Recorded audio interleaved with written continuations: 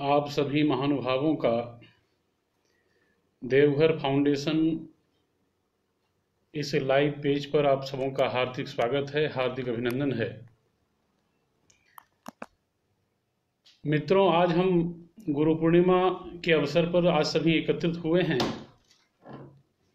और जैसा कि देवघर फाउंडेशन का यह प्रयास है कि हम सभी साहित्य, संगीत, कला इत्यादि विभिन्न क्षेत्रों में हम आगे बढ़ें, और उसी प्रयास में एक और प्रयास है कि हम इस गुरु पूर्णिमा के उपलक्ष्य पर गुरु तत्व विमर्श और गुरु तत्व मीमांसा से संबंधित कुछ विशेष बातें हम लोग रखेंगे।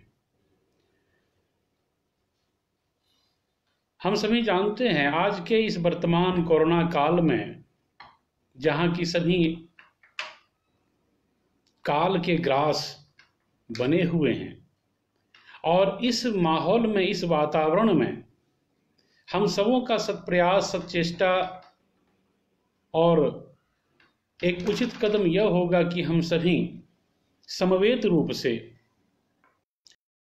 तत्व पर विचार करें। इसलिए गुरुर्ब्रह्मा गुरुर्विष्णु गुरुर्देवो महेश्वरः गुरुर्साक्षात् परब्रह्म गुरुः साक्षात् परब्रह्म तस्मै श्री गुरवे नमः। गुरु को ब्रह्मा कहा गया है। ध्यान दीजिएगा, संस्कृत के श्लोक बंध्या नहीं होते, उसमें विभिन्न प्रकार की व्याख्याएं, विभिन्न प्रकार के भाष्य समाहित होते हैं। गुरु को ब्रह्मा, गुरु को विष्णु और गुरु को ही महेश कहा गया, महेश्वर की संज्ञा दी गई। और गुरु साक्षात परब्रह्म तस्मै श्री गुरवे नमः, यानी गुरु ब्रह्मा हैं, सृष्टिकर्ता हैं, गुरु विष्णु हैं, स्थितिकर्ता हैं, संस्थिति इन्हीं के अधीन है। और गुरु देवो महेश्वर अर्थात भगवान महेश्वर संहार कारक, कर्तुम अकर्तुम अन्यथा कर्तुम समर्थ, ये सभी गुरु तत्व के अधीन है। तो गुरु को ब्रह्मा क्यों माना गया? ब्रह्मा का कार्य है सृष्टि का निर्माण करना, भगवान श्री हरि का कार्य है उसका परिपालन करना, भगवान महेश्वर का कार्य है इसे संहार करना। तो आखिर गुरु किस उद्देश्य को लेकर सृष्टि करता है?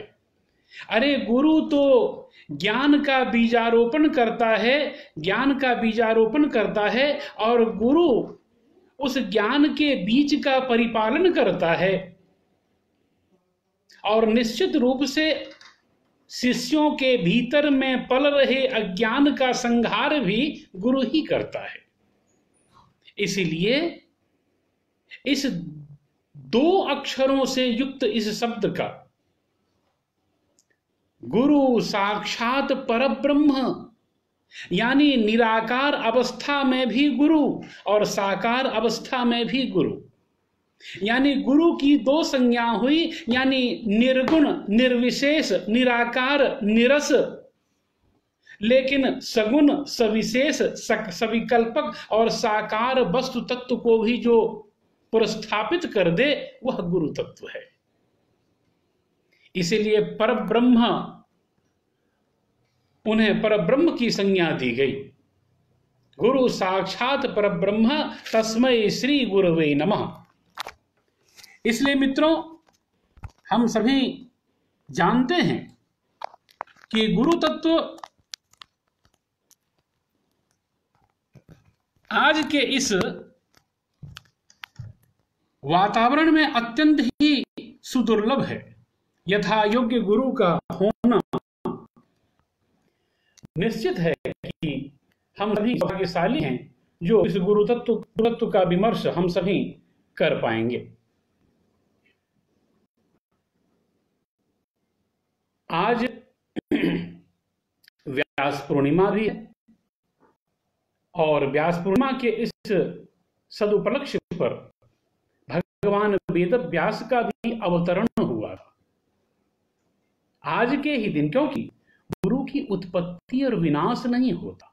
गुरु शरीर की उत्पत्ति और विनाश होता है, लेकिन गुरुत्व भाव में वह जब जाति रूप में हम जब जाते हैं तो न ही गुरु तत्व का उत्पत्ति होती है और न ही विनाश होता है, क्योंकि वह तो विचार वैचारिकता में गुरु रहते हैं, सिद्धांत रूप में गुरु रहते हैं। अरे सिद्धांत रूप में जब गुरु रहते हैं तो सिद्धांत कभी नहीं मरता। सिद्धांती की मृत्यु हो सकती है, लेकिन सिद्धांत हमेशा त्रिकालावच्छिन्न अवस्था में रहता है।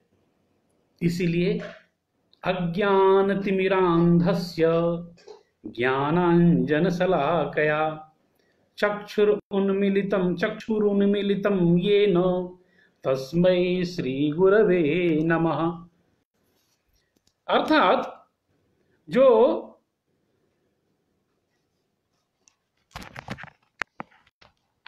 अज्ञानता का नाश करके और ज्ञान तत्व का परिपालन करता है, वही गुरु तत्व है।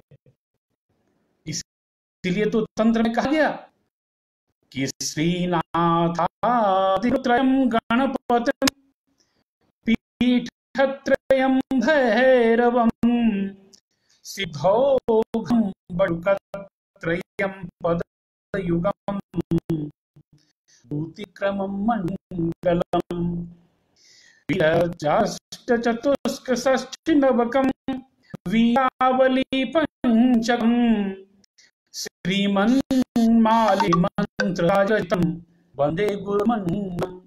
यानी हम जो कर्मकांड के विषय में यदि गुरु तत्व की व्याख्या करते हैं, गुरु तत्व से समन्वित होते हैं, तो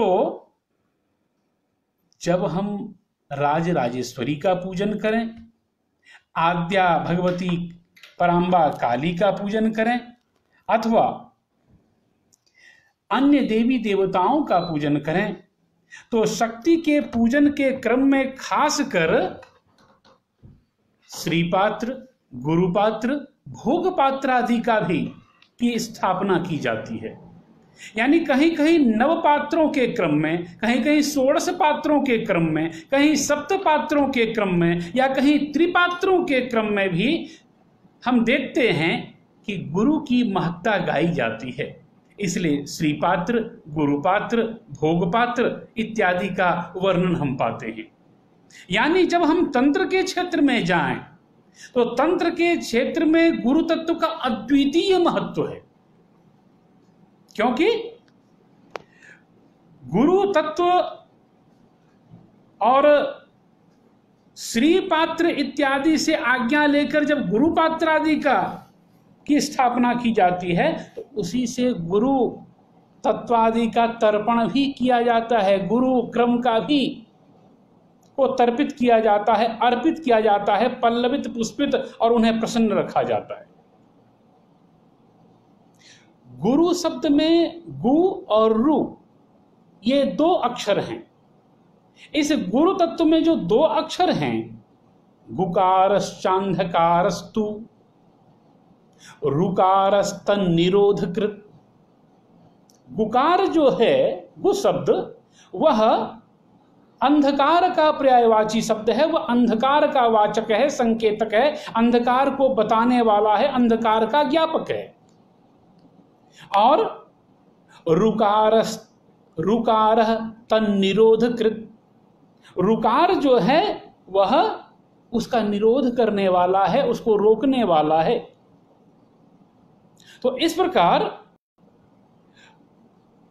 गुकार यानी अंधकार को रोकने के कारण, अंधकार निरोधित्वात् गुरुरित्य विधीयते, उस अंधकार का विनाश करने के कारण, उस अंधकार को रोकने के कारण गुरु तत्व है। आषाढ़ शुक्ल पक्ष पूर्णिमा ध्यातव्य हो कि मास का निर्माण नक्षत्रों के आधार पर किया गया है। जैसे चित्रा नक्षत्र के आधार पर चैत्र का निर्माण, जैसे विशाखा नक्षत्र के आधार पर वैशाख का निर्माण, जैसे चित्रा विशाखा ज्येष्ठा नक्षत्र के आधार पर ज्येष्ठ का निर्माण, जैसे चित्रा विशाखा ज्येष्ठा तो चैत वैशाख ज्येष्ठ, पूर्वाषाढ़ा और उत्तराषाढ़ा नक्षत्र के आधार पर आषाढ़ मास का निर्माण किया गया है। तो 12 मास का निर्माण, इसी प्रकार श्रवणा के आधार पर श्रावण, पूर्वा भाद्र और उत्तरा भाद्र के आधार पर भाद्रपद, अश्विनी नक्षत्र के आधार पर आश्विन, कृतिका के आधार पर कार्तिक, मृगशिरा के आधार पर मार्गशीर्ष, मघा के आधार पर माघ, पूर्वा फाल्गुनी उत्तरा फाल्गुनी के आधार पर फाल्गुन मास का निर्माण किया गया है। तो पूर्वाषाढ़ और उत्तराषाढ़ की प्रधानता होने के कारण इस मास का नाम आषाढ़ है। और जैसा जानते हैं, आषाढ़स्य प्रथम दिवसे मेघ मासलिष्ट सानुम, यानी आषाढ़ मास के प्रथम दिन में, यानी आषाढ़ मास के प्रमथ तिथि में एकादशी कहीं कहीं का पाठांतर आया है। तो एकादशी तिथि और पाठांतर के कारण आषाढ़ मास में जिस प्रकार हम बादल को आकाश मंडल में पाते हैं और उस आकाश मंडल में अज्ञान रूपी बादल को हटाते हुए जब चंद्रमा की ज्योत्सना या सूर्य का प्रकाश आता है, हो जाती है कि उस अंधकार को दूर करने के कारण, उस घनच्छन्न मेघ यानी उस मेघ के आवरण को अनावरण कर देने के कारण वह गुरु तत्व है।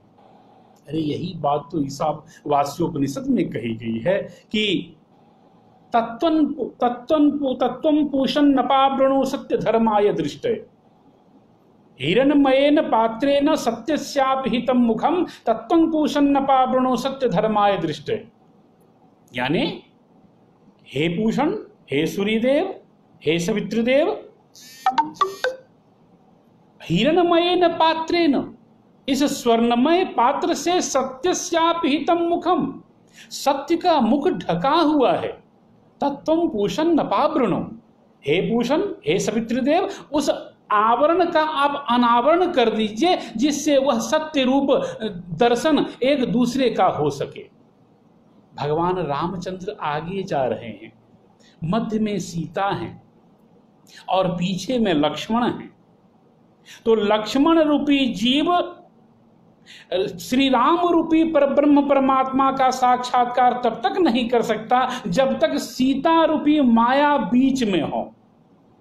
यानी उस सीता रूपी माया की रूपी आवरण का अनावरण हम जब तक नहीं कर दें तब तक उसका साक्षात्कार नहीं हो सकता।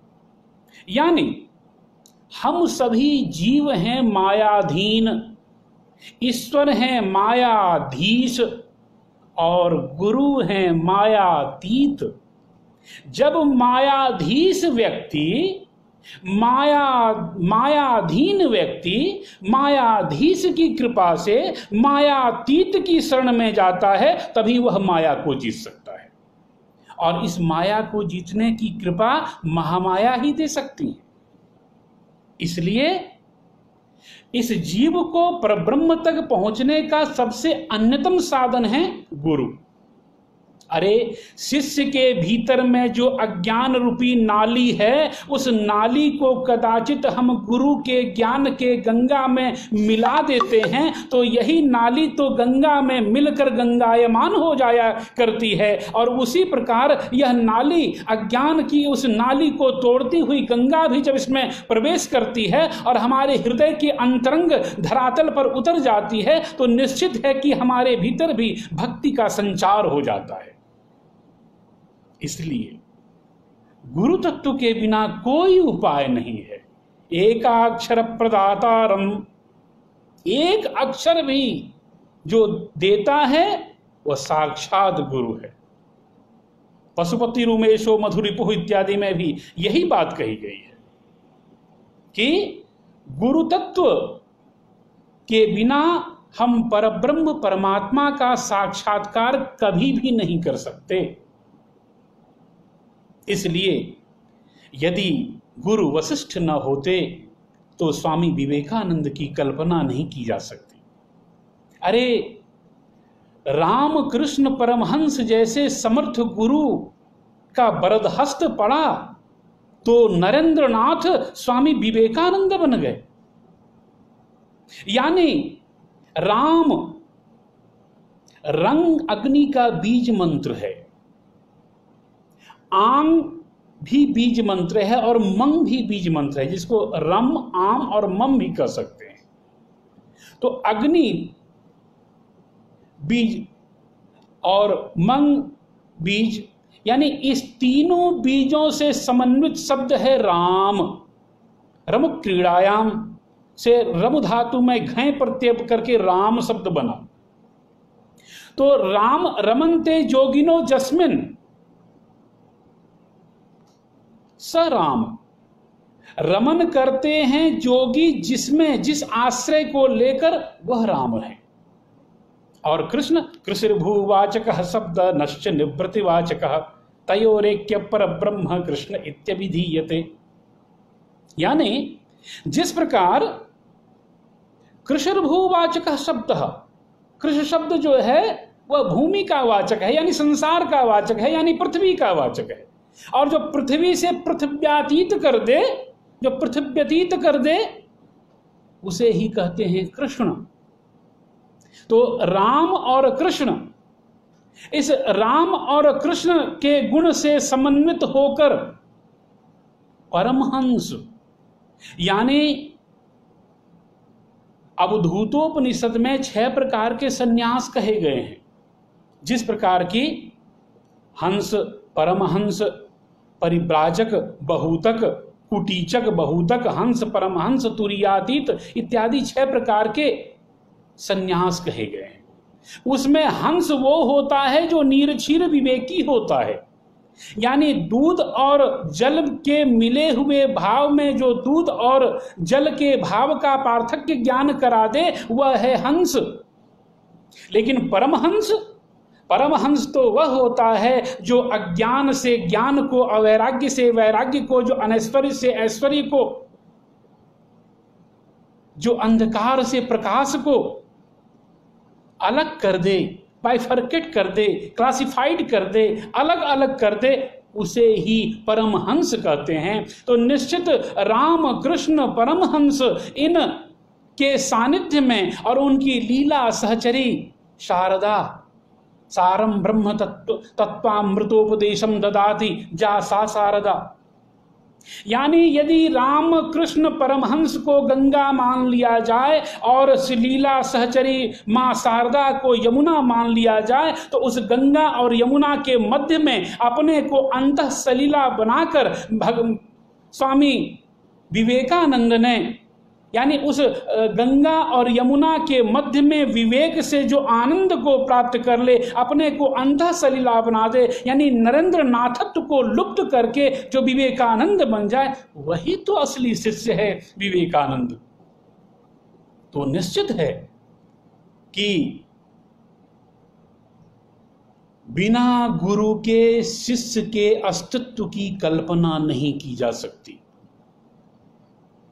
ब्रह्मसूत्र वेदांत दर्शन में एक सूत्र आता है, पारात्तु तच्छ्रुते है। इस सूत्र की व्याख्या 2 अध्याय के 3 पाद का यह 41वां सूत्र है। ब्रह्मसूत्र वेदांत दर्शन के सूत्र में जगतगुरु आद्य शंकराचार्य ने अपने भाष्य में लिखा है, तदनुग्रह हेतु के नेव विज्ञानेन मोक्ष सिद्धिर्भवति। उनके अनुग्रह के, उनके आशीर्वाद से, उनकी कृपा प्राप्त हो जाने से, किनकी? अरे भगवत तत्व की, गुरु तत्व की कृपा प्राप्त हो जाने से तदनुग्रह हेतु के नेव विज्ञानेन मोक्ष सिद्धिर्भवति, मोक्ष तक की प्राप्ति होती है।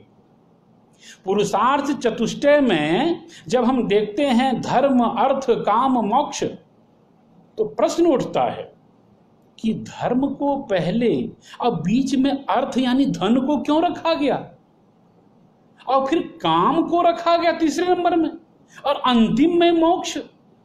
ध्यातव्य हो, ध्यान दीजिएगा। अर्थ और काम ये दो बहुत बहने वाली चीजें हैं, दिशा भ्रमित करने वाली वस्तु है। तो इसलिए अर्थ और काम रूपी प्रवाहित नदी बिना तट के प्रवाहमान नहीं होगी, इसलिए इसे धर्म और मोक्ष दो मजबूत तटों की आवश्यकता है। इसलिए पुरुषार्थ चतुष्टयीकारों ने, विद्वानों ने सबसे पहले धर्म रूपी तट को दिया और अंतिम में मोक्ष रूपी तट को दिया, और बीच में जाकर अर्थ और काम यदि प्रवाहित भी हो, बाढ़ भी आ जाए, तो इन दो मजबूत तटों के रहते इसके तटातीत होने की कल्पना नहीं की जा सकती। तो इसलिए इस बात को अवश्य ध्यान में रखा जाना चाहिए कि गुरु तत्व पूजन के क्रम में भी हम गुरु, परम गुरु, परापर गुरु, परमेष्ठी गुरु इत्यादि अनेक प्रकार के गुरु की बात करते हैं। तो इस प्रकार जिस गुरु तत्व की महिमा को निर्गुण भक्ति शाखा से युक्त जो बड़े बड़े महारथी कवि हुए, कबीर जैसे के भी जो आश्रयीभूत हुए, तुलसीदास, सूरदास, मीराबाई वगैरह सभी ने गुरु तत्व के विषय में कहा। और यहां तक कि योग दर्शनकार ने भी कहा कि पूर्वेशाम अपि गुरुहु काले ना नवक्षेदात। पूर्व के भी ब्रह्मादिकों के वे गुरु हैं और काले ना नवक्षेदात, यानी काल की परंपरा से, काल में बंधे हुए, काल की परिस्थितियों से अलग होते हुए और उससे समन्वित होते हुए भी वह गुरु हैं। इसलिए चाहे गुरुश्च द्विविधः प्रोक्तः शिक्षा दीक्षा भेदतः, इसलिए गुरु को दो प्रकार में बांटा गया, एक शिक्षा और एक दीक्षा तत्व। दीक्षा देने वाले आध्यात्मिक गुरु और शिक्षा देने वाले भी आध्यात्मिक गुरु होते हैं। शिक्षा विद्योपादाने धातु से अजाद्यतष्टाप इत्यादि करके शिक्षा शब्द बना है, इसलिए शिक्षा तत्व जो है वह गुरु तत्व का ही को ही प्रकाश करने वाला है। अरे यदि प्रकाश को हम देखते हैं ना, तो प्रकाशक से प्रकाशित प्रकाश प्रकाश्य होता है। प्रकाशक से प्रकाशित जो वस्तु है उसे प्रकाश्य कहते हैं। तो प्रकाशक से प्रकाशित प्रकाश्य अपने प्रकाशक की प्रकाशिका नहीं हो सकती। पुनः एक बार आते हैं कि प्रकाशक जो बल्ब वगैरह है, अभिव्यंजक, संकेतक, प्रकाशक, वह प्रकाशक से प्रकाशित जो वस्तु है, पुस्तक, टेबल, अन्य सामग्री, वह है प्रकाश्य। तो क्या पुस्तक कभी उस प्रकाश को प्रकाशित कर सकती है क्या? तो गुरु हैं प्रकाशक, अन्य वस्तुएं हैं प्रकाशित। तो प्रकाशक उस प्रकाशित प्रकाश्य को शिष्यों को समझाता है, लेकिन वह प्रकाशित वस्तु कभी प्रकाश्य, कभी प्रकाशक का प्रकाशिका वह नहीं बन सकती। तो इस प्रकार हम देखते हैं कि ज्ञान का ज्ञान करा दे ऐसा कोई संसार में ज्ञान नहीं बना। ज्ञान तो स्वयं प्रमाण रूप है। अरे ज्ञाता ज्ञान के माध्यम से ही तो ज्ञेय को प्राप्त करता है। अनुमाता अनुमान के माध्यम से अनुमेय को अनुमित करता है। उपमाता उपमान के द्वारा उपमेय को जानता है। लेकिन जानने का साधन कौन है? वह गुरु है। बिना गुरु के न किसी चीज में गति होती है, न उसमें रति होती है। इसलिए पूजन कर्म के क्रम में भी हम सबसे पहले अपने मस्तक पर गुरु तत्व का ध्यान करते हैं। लंग पृथिव्यात्मकम गंधम हंग आकाशात्मकम पुष्पम यंग वायवात्मकम धूपम रंग तेजसात्मकम दीपम संग सर्वात्मकम तांबूलम समर्पयामि। उस गुरु तत्व को की हम पूजा करते हैं, क्योंकि गुरु ही सभी विषयों का प्रकाशक है। आज व्यास पूर्णिमा भी है। भगवान वेद व्यास ने 18 पुराणों का निचोड़ यही बताया है। 18 पुराणेषु व्यासस्य वचनद्वयम् परोपकारः पुण्याय पापपरपीडनम्। 18 महापुराणों का जो प्रादुर्भाव किया, मत्वयम भत्वयम चेब ब्रौत्रयम व चतुष्टयम अनापल्लिंग कूसकानि पुराणानि प्रचक्षते।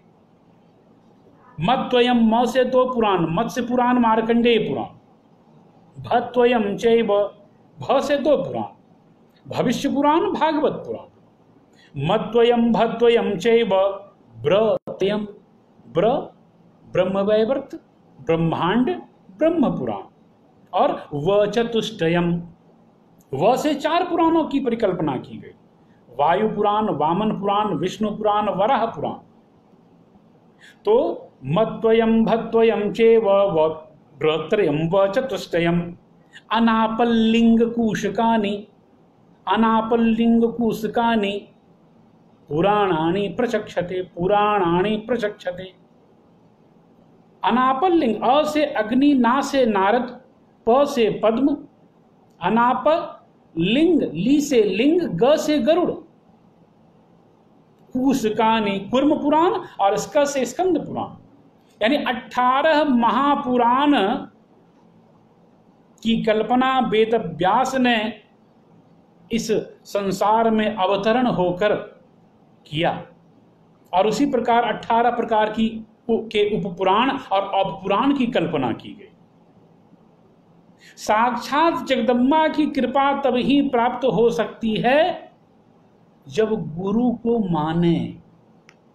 बिना गुरु के माने ज्ञान नहीं होता।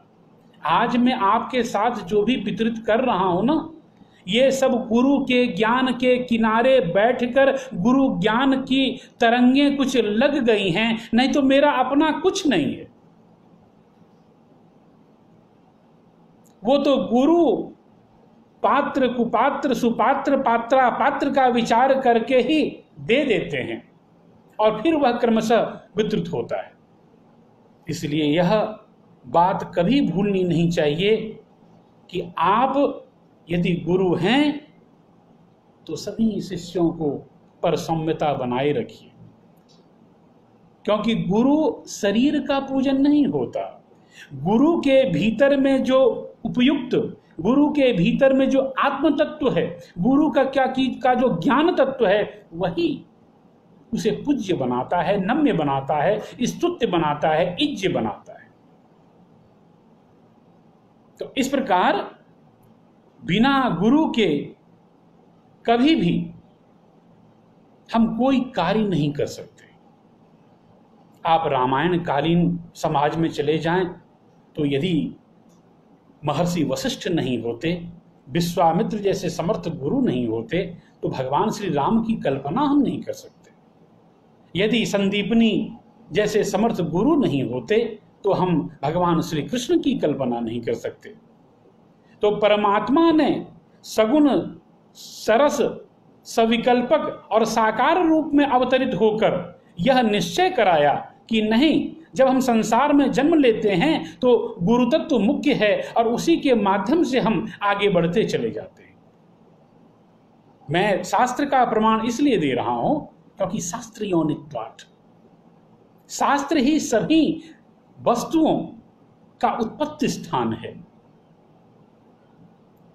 क्योंकि तस्मात् शास्त्रम प्रमाणं ते कार्याकार्य व्यवस्थितो ज्ञात्वा शास्त्र विधानोक्तम कर्म कर्तुम इहार्हसि। यानी क्या करना चाहिए क्या नहीं करना चाहिए, इसका निर्णय शास्त्र ही करता है। और हम सभी शास्त्र को ही जीने वाले व्यक्ति हैं। क्योंकि आज आप GOD, गॉड की जो कल्पना करते हैं, जो भगवत्ता की कल्पना करते हैं कि वह सृष्टिकारक भी है, स्थितिकारक भी है, संहारक भी है, Brahma Vishnu Mahesh, generator, operator and destroyer, there are 3 works of God, generation, operation and destruction, जिसको हम कहते हैं सतोगुण, रजोगुण, तमोगुण। सतोगुण क्या है? सतोगुण है जहां हम कर्म करें, फल की चिंता न करें। रजोगुण जहां कर्म भी करें और परिणाम के बारे में भी सोचें। और तमोगुण जहां कर्म करें ही नहीं और हमें परिणाम भी मिल जाए, तो वहां कर्म भी नहीं होता और परिणाम भी नहीं होता। अब देखिए साइंटिफिक रीजन, इलेक्ट्रॉन, प्रोटॉन और न्यूट्रॉन। इलेक्ट्रॉन धनात्मक प्लस, इलेक्ट्रॉन माइनस, यानी किया कहीं कुछ नहीं, फल चाह रहा है। पॉजिटिव प्रोटॉन, वह कर्म किया, फल नहीं चाह रहा है और न कर्म करेगा और ना ही उसको फल मिलेगा, न्यूट्रॉन।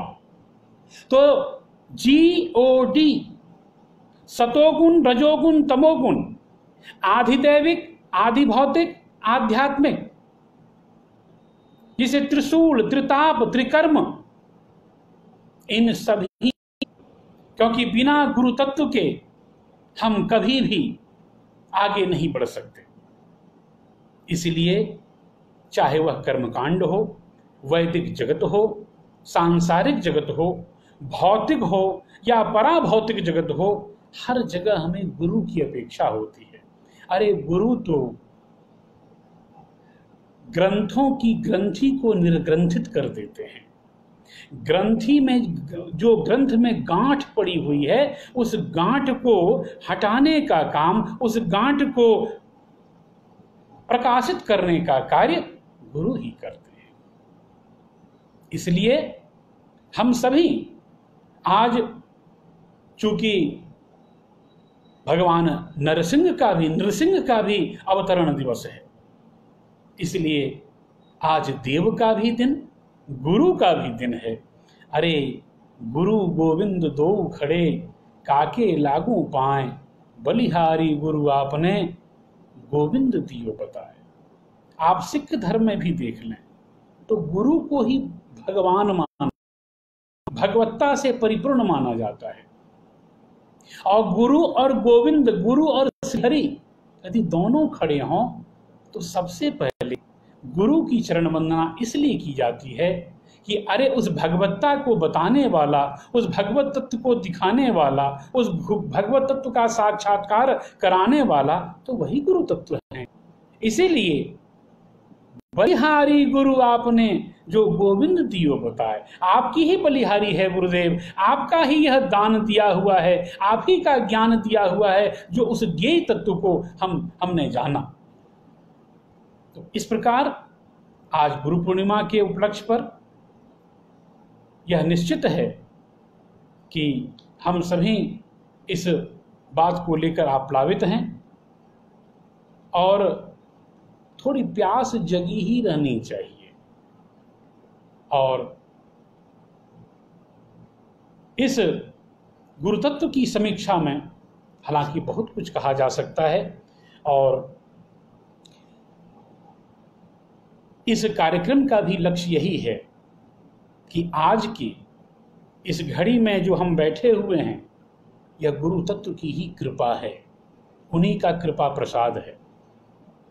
इसीलिए तो कृष्णम वंदे जगत गुरुम जो कहा गया, कृष्ण आदि जगत गुरु हैं, क्योंकि बिंब प्रतिबिंब भाव से उन्होंने गोपियों के भीतर में जो रस वैलक्षण्य पैदा किया, वही तो गुरु हैं।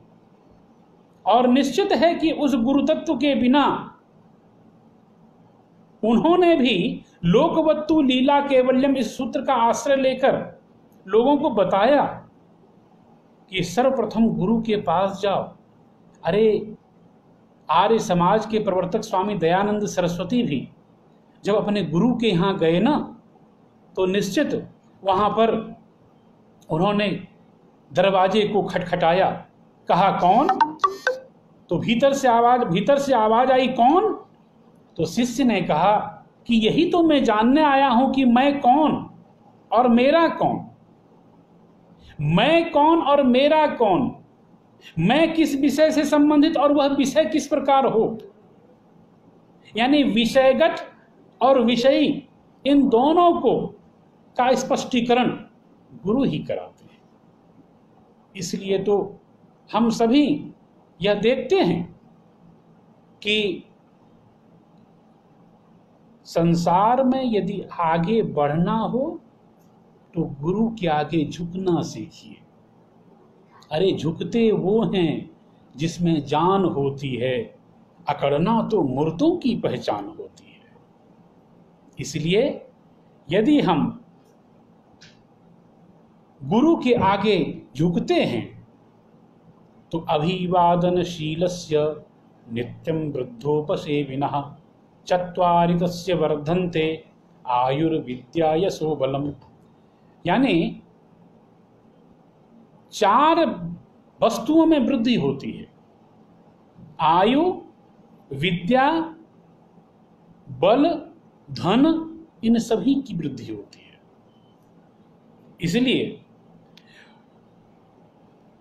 आज जितने भी पारंपरिक शास्त्र हैं, उस शास्त्र के संरक्षण के लिए उसे गुरुमुखी होना चाहिए। गुरुमुखी मतलब गुरु दीक्षा हम न लें, गुरुमुखी अर्थात गुरु के मुख से उस शास्त्रों का श्रवण करें, कीर्तन करें, अध्ययन करें, निधिध्यासन करें, उसका स्मरण करें, उसके बाद उस शास्त्र को अपने जीवन में उसको जीकर दिखाएं। शास्त्रों में अनेक बातें बताई गई हैं, लेकिन यदि उसे हम जीवन में न ढालें तो thought without action is meaningless. कोरा सिद्धांत व्यवहार के बिना शून्य होता है।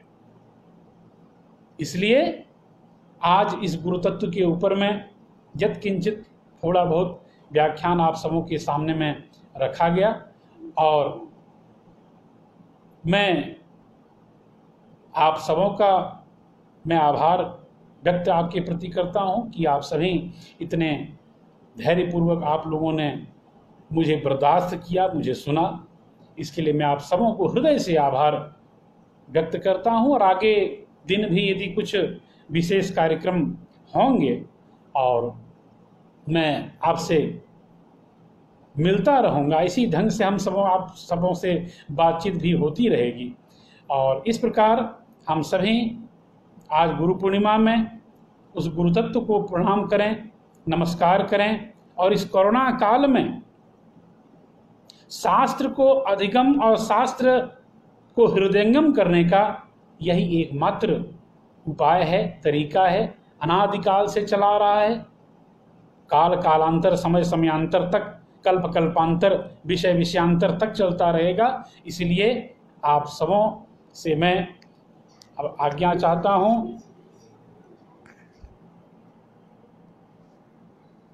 प्रणाम।